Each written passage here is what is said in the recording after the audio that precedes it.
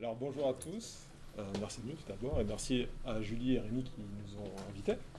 Nous sommes tous deux ingénieurs dans l'entreprise Anom et c'est une entreprise qui a été créée en 2012 mais dont l'origine remonte un peu plus lointainement, plutôt en 2005 quand moi j'ai commencé à travailler avec de la vidéo sur scène, donc dans des spectacles plutôt orientés théâtre et cinéma, donc là un peu dans l'interdisciplinarité mais bon, voilà. Et, euh, et du coup, rapidement, j'ai rencontré Barthélémy, avec qui j'ai cofondé un collectif qui s'appelle Idune. Et pendant quelques années, on a créé plusieurs spectacles, dont un qui a été Cadambini, qui était un peu plus, on va dire, un peu plus lourd que les autres, parce qu'il y avait des dispositifs interactifs, il y avait des bruitages sur scène, des prises de caméra, des prises de vue caméra en live qui étaient réincorporées sur de la vidéo qui était projetée derrière, etc. Donc on pouvait le voir, c'était un peu nébuleux comme dispositif sur scène. Et puis nous, on jouait aussi des acteurs. Et donc là, tout ça est intense. On fait la création. Et puis à la fin de la création, quand on a fait notre première, et puis qu'après on avait quelques dates à enchaîner, moi j'ai pris du recul. Et je me suis dit, bon, bah, quelles ont été mes frustrations durant cette création-là. Et donc, la première, ça a été l'outil. Je pense que c'est quelque chose qui va certainement revenir, quoi. C'est qu'effectivement, j'avais pas d'outils, et surtout on détournait les outils, des outils plutôt orientés vidging, pour faire des spectacles écrits, donc qui racontaient des histoires, et c'était assez compliqué pour écrire une conduite technique, pour enchaîner les tops principaux de cette histoire, sinon ça n'avait pas trop de sens, en fait, si on n'avait pas justement quelque chose d'assez régulier d'un spectacle à l'autre. Et donc moi, comme j'étais en parallèle ingénieur informaticien, je me suis dit, bah, pourquoi pas créer mon outil avec mes petites mains. Et j'ai commencé à esquisser des dessins que j'ai présentés à certaines personnes et qui m'ont dit que ça entrait en résonance avec leurs problématiques. Et donc, bah, j'ai créé une première version du logiciel qui était, on va dire, pas très ergonomique, pas très optimisée. Je l'ai présenté, j'ai eu des retours de quelques utilisateurs.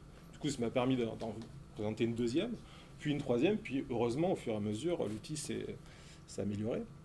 Et ça a été un peu le fondement même en fait, de l'entreprise, l'ADN un petit peu, qui consiste donc à faire des itérations et à prendre en compte les retours utilisateurs pour l'améliorer, quoi.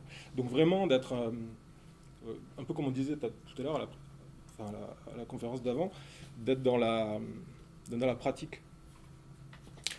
Mais donc tout ça, bon ça c'était un peu pour la petite histoire, un peu pour présenter l'entreprise, mais c'est que la partie émergée de l'iceberg, puisqu'il y a tout un travail en fait qu'on fait au gré des collaborations, une à deux, ouais, deux à trois par an, qu'on fait avec des artistes en spécifique. Donc par collaboration, j'entends accompagnement d'artistes sur des spectacles avec des problématiques bien spécifiques et qui nécessitent des outils sur mesure. Et donc pour nous, il n'y a pas d'enjeu pécunier, c'est vraiment un échange, quoi. On produit des outils pour donner de nouvelles possibilités qui sont demandées par les artistes. Et en échange, nous, ça nous permet de tester des systèmes qu'on a travaillés en interne, des expérimentations, et d'avoir des retours dessus pour pouvoir les améliorer. Et c'est un peu sous ce prisme-là, en fait, sous notre propre expérience, cette conférence-là, ça va plutôt être un retour d'expérience sous notre prisme, donc c'est pas forcément une règle généraliste, mais au moins, j'espère qu'à la fin de cette conférence-là, vous repartirez avec une idée en fait, précise d'une histoire, de notre histoire, et comment on l'a vécu, et comment tout ce beau monde s'est enrichi durant ce temps-là, quoi. Et je vais laisser la parole à Nicolas, qui justement va vous raconter quelques-unes de ces histoires. Alors juste, Philippe a oublié de montrer cette slide-là, mais en gros c'est le logiciel qu'on développe, Millumine, qui permet en gros de gérer une régie vidéo lors d'un spectacle vivant. Donc un outil pensé pour le spectacle, mais en détournant des outils d'autres milieux comme le jeu vidéo ou d'autres choses. Voilà. Moi je vais parler du coup d'une première collaboration qu'on a fait, une collaboration qu'on a fait avec la compagnie Array de Darren Johnston. Donc en fait, Darren est un chorégraphe anglais qui travaille dans le milieu de la danse. Et donc le concept est de faire de la danse avec de la projection sur le corps de ces danseurs. Donc là, je ne sais pas si vous voyez bien, mais il y a un danseur donc, qui est à genoux et il y a une vidéo qui est projetée sur son corps, une texture, donc qui fait en gros des bandes blanches qui défilent sur son corps. Pour faire ce genre de choses, il utilisait un système qui s'appelle PMD, donc un système de projection sur corps qui est assez cher et assez compliqué à mettre en place sur scène. Et du coup, bah, la régie de leur spectacle, c'était un peu le foutoir. Gaël, son régisseur, bien connu, nous est bien connu en fait parce qu'il utilise aussi Millumine et du coup il nous fait souvent des retours sur le support. Donc on a déjà des échanges assez intensifs avec lui. Et un jour il s'est dit bon là j'en peux plus de la régie, j'ai demandé un peu d'aide et du coup il nous a contacté.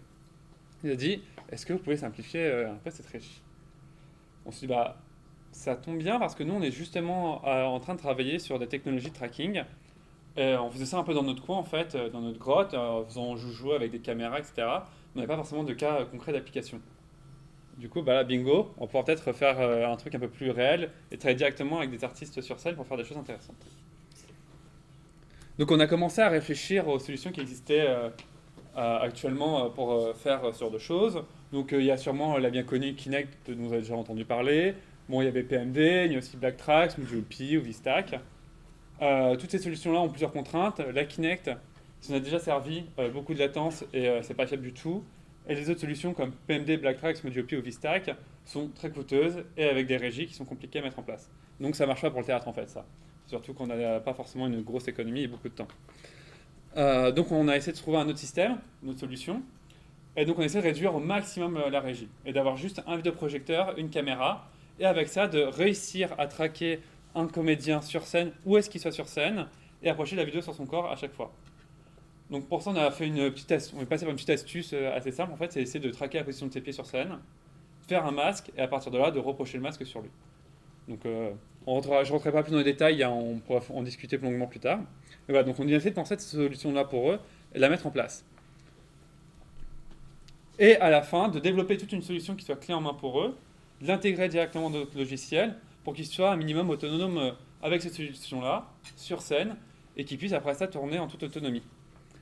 Donc là, je vous ai fait le truc un peu rapide, mais en fait, l'histoire est un peu plus complexe que ça, parce qu'on a fait une proposition de solution, on a discuté avec eux, on a commencé à développer un peu dans notre coin, dans notre grotte. Après ça, on les a fait venir sur Paris, on a loué une salle, on a essayé le système avec eux, ils ont pu l'utiliser un peu. Ils nous ont dit ah ça c'est cool, ça marche bien, ah ça marche pas du tout, on n'y arrive pas à faire ce qu'on veut. Donc après ça, nous on est retourné bosser dans notre grotte. Et du coup, il y a tout un cycle qui a été reproduit plusieurs fois. On a fait des prototypes, ils l'ont testé, ils nous ont fait des retours. Et à la fin, quand on avait un truc qui était à peu près fini, qu'on était satisfait, moi je suis allé en Angleterre. Ils avaient une petite résidence dans une université anglaise.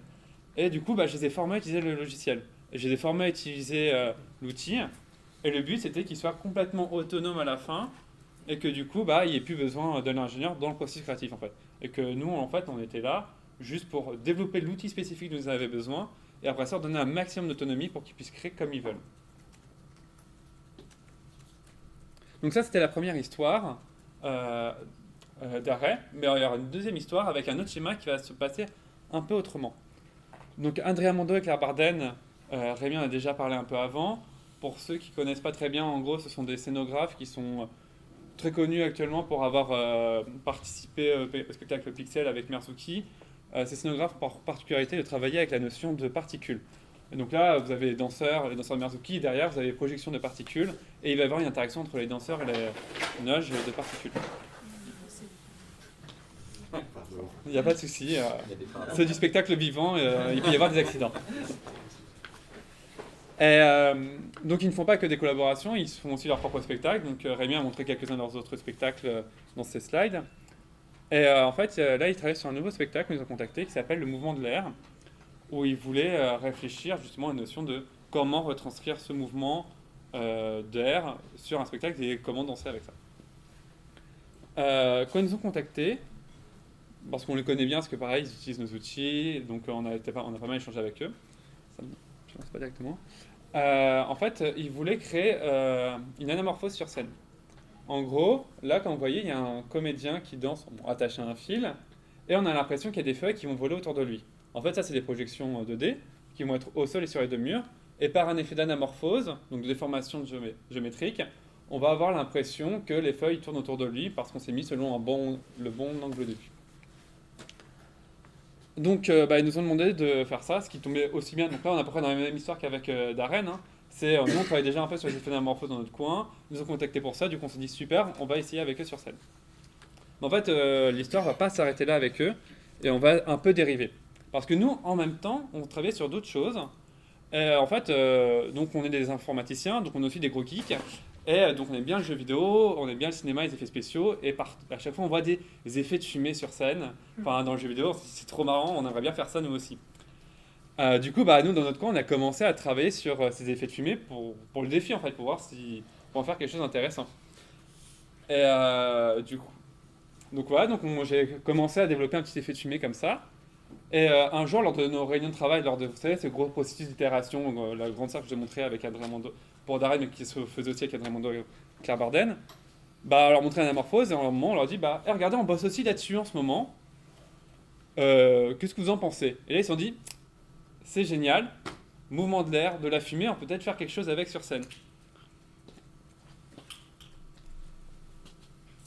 Et du coup, bah, ils en ont fait une scène de leur spectacle. Donc, bien sûr, il y a eu tout ce processus d'itération sur cet outil-là aussi. Donc, au début, j'ai montré juste un prototype qui était un peu perdu, qui était perdu dans un projet un peu pas très soigneux. Et en fait, bah, à la fin, il a fallu intégrer tout ça dans un outil qui servait pour leur régie. Donc là, Minimit, parce que bah, c'est notre outil de régie. Euh, et pour qui, du coup, ils soient autonomes avec ça. Mais aussi penser toute la notion de temps réel autour de cet outil, parce que le mouvement de l'air, c'est un spectacle de danse. Et du coup, l'idée, c'était que, comme vous avez pu le voir dans la vidéo d'avant, que le danseur puisse danser avec la fumée. Donc il fallait penser à comment manipuler cette fumée sur scène. Donc là, on a essayé de prendre une solution qui fonctionnerait avec une tablette graphique. Et du coup, avec le tracé de la tablette graphique, pouvoir jouer sur la fumée. Et du coup, avoir une sorte de double danse en fait. Le danseur sur scène qui danse et un régisseur caché derrière le public qui, avec sa tablette graphique, va danser sur sa tablette graphique pour faire danser la fumée autour du danseur, qui est une véritable interaction avec le danseur. Donc là, non, j'avance un peu trop vite dans les slides, ça c'est après. Donc là, cette histoire-là, en fait, elle est un peu différente de celle de Darren. Celle de Darren, c'était une histoire où Darren est venu nous voir pour nous demander quelque chose, on a essayé de remplir une demande.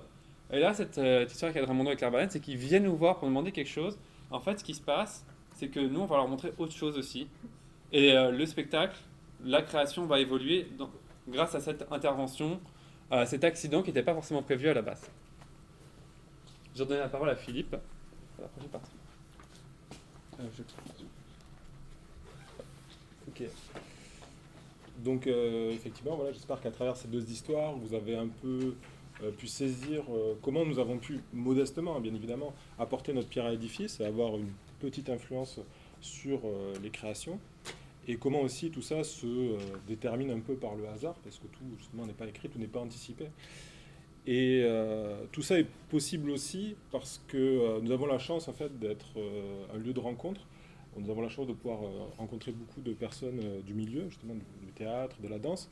Pourquoi? Parce qu'on a le support de notre logiciel, on a le support de notre logiciel, on a nos formations, aussi on prête du matériel, parce que bah, nous, en tant qu'ingénieurs, souvent, on achète du matériel pour le tester, puis après, il prend la poussière, donc on préfère le tester pour qu'il remplisse sa véritable vocation. Et puis aussi, bah, comme on est ici, les conférences, quoi. Les conférences aussi, c'est un lieu de rencontre. Comme je disais à Rémi, c'est d'échange de connaissances, mais aussi de rencontres avec d'autres personnes qui viennent d'horizons différents, de disciplines différentes. Mais si on limite ça à la rencontre, finalement, je pense qu'on raconte mal l'histoire, puisque c'est notre capacité à dévier, à dériver, comme disait Nicolas, qui nous amène souvent d'un sujet vers un autre qui est complètement inattendu. Donc c'est un peu ce qu'on explique à travers ces deux histoires. Et je pense qu'on n'aboutirait pas à ça si on n'avait pas cette volonté, chaque fois qu'on rencontre des gens, de parler d'autre chose, de parler de tout ce qui nous anime, parce que c'est la passion avant tout. Et je pense que comme on est ingénieur, on est un peu aussi, d'une certaine façon, créateur, mais créateur de possible. Et donc, dès qu'on rencontre quelqu'un, on a envie de lui dire oui, d'accord, je veux bien répondre à ta question, mais j'ai aussi envie de te parler de sur quoi on travaille, nos travaux de recherche, nos expérimentations. Viens chez nous, on te montrera ça. Et c'est vrai que ça nous amène souvent, justement, à un résultat qui est les personnes viennent nous voir pour une chose, on leur répond quand même, parce qu'on est gentil, mais ils repartent avec autre chose. Et c'est ça un peu quand même ce qui caractérise un peu nos collaborations. Nos points de départ, je veux dire, de nos collaborations. Par exemple, Blancali, la compagnie Blancali, est venue nous voir un jour, elle nous dit, bon, j'arrive pas, je voudrais projeter en fait, de la vidéo sur un élément qui bouge sur mon décor. Donc, bien sûr, bon, il y a des solutions qui existent avec l'infrarouge, tout ça. Et puis, à un moment donné aussi, on leur montre ce sur quoi on était en train de travailler, le système de projection sur corps. Et eux, ils se disent, ah ben, très bien, on va pouvoir l'utiliser dans une autre scène où on a un danseur qui est pris dans une tempête qui est un élément de décor très sombre. Et on a envie d'éclairer que cette personne-là, que ce danseur-là, ce qui est assez difficile en fait avec des éclairages traditionnels de lumière. Et donc là, voilà, ils ont utilisé sur une scène un système de projection voilà, sur corps pour juste illuminer le contour du danseur quoi, et de son voile, etc. Autre histoire, celle de la compagnie 1420, qui est une compagnie de magie nouvelle, qui, bah là aussi, bon, vient nous voir, on a une régie, elle est un peu compliquée, on voudrait la simplifier, donc là on réfléchit, et puis, bon, bah, comme on discute, on palabre, on leur parle aussi de notre système de projection sur corps, et là ils nous disent, ah ouais, c'est intéressant, bon, il y a peut-être un truc à faire, venez avec nous en résidence, et c'est ce qu'on fait. Et du coup, pendant la résidence, ils prennent le contre-pied complet de ce sur quoi on avait imaginé, enfin conçu le système. Ils s'en servent en fait pour projeter partout, sauf sur le corps du comédien. Et ça rentre bien en résonance avec leur spectacle d'Air Fresh Nous, puisqu'il y a à un moment donné une apparition du diable, et du coup il se déplace sur scène, il n'y a que l'ombre du diable. Donc voilà, c'est assez malaisant, maléfique. Et ça, c'est vraiment intéressant pour nous, parce que du coup, ça repousse un peu les limites, on a prévu un truc, et puis eux, ils font complètement autre chose. Donc ça, c'est vraiment, ça attise notre passion, fort évidemment. Quoi. Et puis encore une troisième histoire, et après je m'arrêterai promis pour les histoires. Une relation qui est partie, alors vraiment de quasiment rien, quoi. On devait faire une présentation, enfin une conférence à Chaillot, et on cherchait une image en fait pour illustrer un propos. On connaissait un peu YouMachine, la compagnie YouMachine, et on leur demande si on peut exploiter une image dans cette conférence de leur spectacle. Et ben voilà, juste à partir de ça, on commence à discuter avec eux, ils nous proposent de faire une résidence avec eux, et qu'on fait, voilà, projection sur corps et compagnie. Mais là, Nicolas, qui est allé à Toulouse pour cela faire, il avait aussi dans sa besace le fameux système de particules qu'il a expliqué tout à l'heure, hop, flashback, et du coup il leur présente, et là il l'utilise, et ils se disent c'est super, on va pouvoir aussi faire d'autres types de projections vidéo, raconter d'autres choses. Donc voilà, on a créé une petite performance à l'issue de cette résidence-là, pour voilà, restituer un petit peu toutes les expérimentations qu'ils ont menées avec le système de particules et puis d'autres systèmes. Ils utilisent aussi SMOD, pour ceux qui connaissent, de D-Labs, encore une boîte française qui fait d'excellents logiciels, il faut le souligner. Et voilà, donc voilà 3 histoires un peu pour parler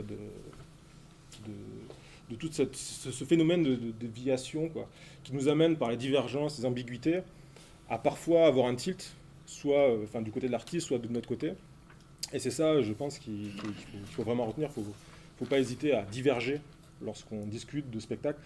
Rien n'est anticipé, et heureusement, c'est ça qui fait, je pense, un attrait très important de notre discipline, c'est qu'il y a des surprises tout le temps, quoi. Voilà. Donc, pour conclure, pour répondre à votre question, je dirais, bon, c'est une question rhétorique, elle est un peu évidente. Bien sûr qu'ingénieurs et artistes font bon ménage, encore heureux. Mais plus que ça, ils s'enrichissent mutuellement, dans le sens où l'un des partis peut proposer des nouvelles possibilités, l'autre les exploiter, faire des retours, et que ça devienne un cercle vertueux, pour que tout le monde, justement, participe à avoir des mises en scène qui soient de mieux en mieux travaillées, et qui servent de plus en plus le propos des spectacles. C'est quand même ça, tout ça, c'est quand même pour servir les propos des spectacles. Et puis nous, particulièrement, en fait, c'est très intéressant parce que ça donne du sens à notre travail, à notre métier. Notre métier, c'est d'être force de proposition, de donner des outils à des régisseurs pour qu'ils réalisent la vision du metteur en scène, voire même les régisseurs peuvent apporter leur grain de sel. Mais c'est notre métier, on a choisi, nous, de nous positionner en tant qu'accompagnateur technique. Donc on n'est pas là pendant toute la durée du spectacle. Il faut qu'après on rende les gens autonomes, donc on fait des outils qui doivent être finis et exploitables sans qu'on tienne les gens par la main, quoi. Et du coup, nos collaborations font avancer ça beaucoup parce qu'on est vraiment dans la pratique quand on collabore avec des artistes. On n'est pas dans notre grotte en train de coder des logiciels qui peuvent être très compliqués et qui mettent du temps et qu'on ne peut pas faire sur un plateau de théâtre, bien évidemment. Donc ces espaces sont vraiment des respirations, nous, pour nous alimenter, quoi. Et je pense que c'est vraiment là que nos discussions avec tout le monde sont vraiment importantes parce que ça nous permet de transmettre les compétences qu'on a acquises sur une collaboration, de les transmettre à un autre spectacle, puis un autre, puis un autre. Et je pense que c'est ça vraiment le bénéfice transverse de toutes ces collaborations-là. ce sont les ricochets quoi, que ces collaborations ont fait. Voilà. Merci. Merci beaucoup.